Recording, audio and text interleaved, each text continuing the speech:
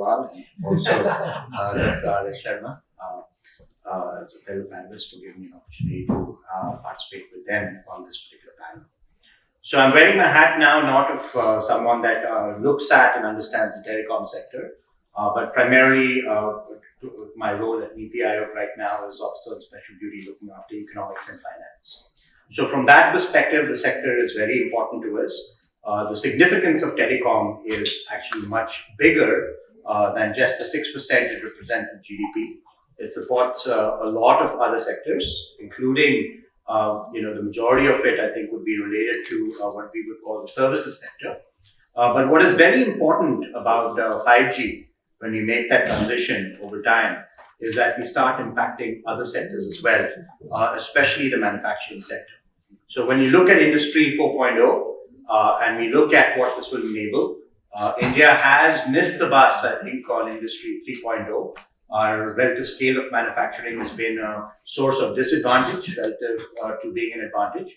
But when we start moving into the next generation, where you're looking at rapid prototyping, you're looking at 3D printing, you're looking at, then scale is less of an issue. It is the technology, the speed to market, the ability to deliver very quickly that becomes a key issue. And a key enabler for that next generation, which is not the massive generation, which is a battle. I think China already has more steel capacity than the rest of the world put together. So to add more steel capacity to compete with them in a similar way is probably just going to depress world steel prices further or result in barriers to trade. But within steel also, there are various steels, specialized steels, lots of ways that you can add value at a different way. But this can be enabled only with the next generation of technologies.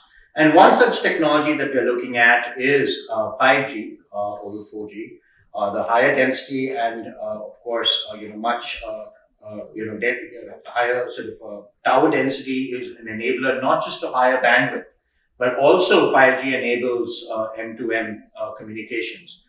So the Internet of Things is enabled by the ability to do many, many more things than 4G enables.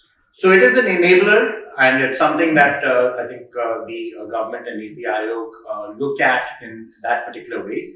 So for everyone over here, I think to think that 5G is just another transition and a new technology is not enough. I think we have to consider that it expands things very, very significantly. So that brings us to the question as to who is going to pay for this upgrading technology. And, there have been some ideas that have been mentioned by Mr. Agarwal shortly earlier about shared infrastructure. So we'll just touch upon that a little bit about what the pros and cons of something like that are. And, fairly early in the game. So it's not like the government has already voiced a fixed opinion on that. So it's a good time to be receiving inputs from everyone over here on that.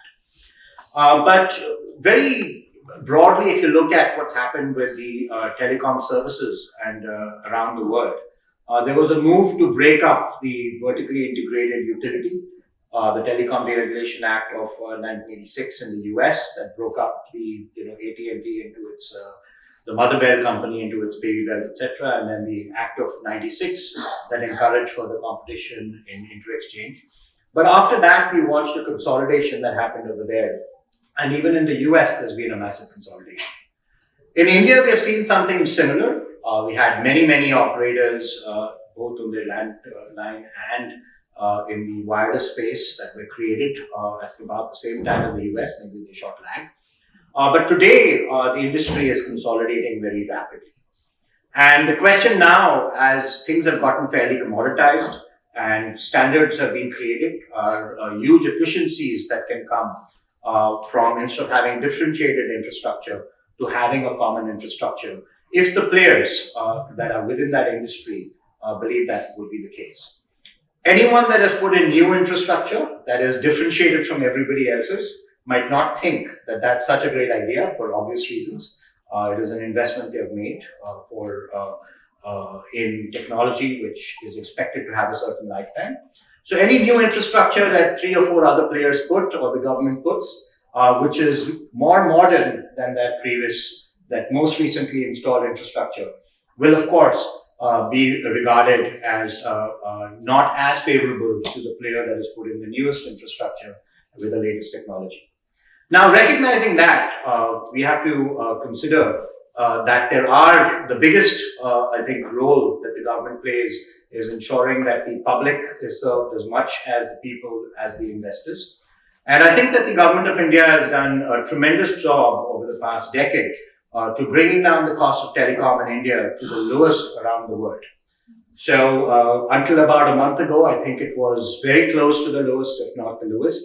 But we have reached a stage where the industry concentration has become such that even at such concentrated levels, when we are not having a healthy telecom industry on the services side, that it is not rung any alarm bells for anybody within India, whether it's the Competition Commission or anybody else, when there was a tariff increase recently.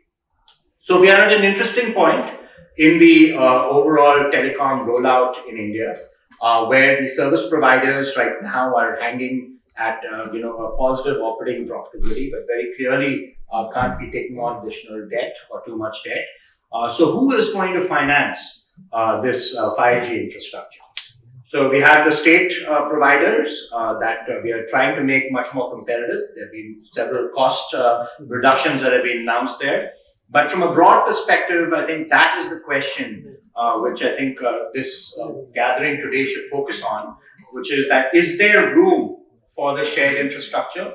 Will policies that allow it actually be fair to everybody involved, and how would we structure these policies so that no one is hurt and everyone benefits? And also the investment that is made, whether we look at it as only a return from the telecom pipeline providers, or whether the country itself and the government itself should look at it as an enabler of the overall economy and a leapfrog, and the Consolidated Fund of India be willing to help out in this particular effort. So these are questions that I think we should all ask. Lastly, I think when we talk about where will the money come from, we are actively looking as a government, even in the hat that I wear there, for not just strategic disinvestment, which is the government actually giving up control of entities, but more actively looking at asset monetization and recycling. So that is where the entity, if we believe it should stay within the government, can be run much leaner. So as has been suggested by Mr. Agarwal, we take assets that are fairly stable in terms of the management, in terms of the revenue. I think what people can refer to is, people have talked about the towers that are owned by these various entities, and give them out either as on an InvIT-like model or a REIT-like model, or monetize it even as, like a TOT, if that's not the most suitable structure for tax reasons, depreciated as similar to the roads that have been monetized as TOT over periods of time, to get the capital to build out this new infrastructure. So there are very many different ways of whether shared infrastructure should happen, many different ways to finance it. But we are open. I'm here more to listen than to talk. But I talked about these specific points because I wanted to hear the views of this particular gathering on what their views are on both of these two very, very key items, and three items actually. So how much government participation they want financially, or if they don't think they need it, which is wonderful.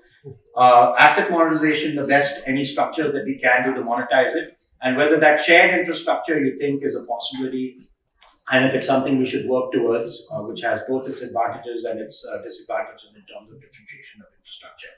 So I'll stop at that and look forward to the other inputs that we receive from our panelists, and then of course after that questions from the audience, and more than that suggestions also on how we can deal with our current debacle of not having the money for things that we desperately need. Thank you.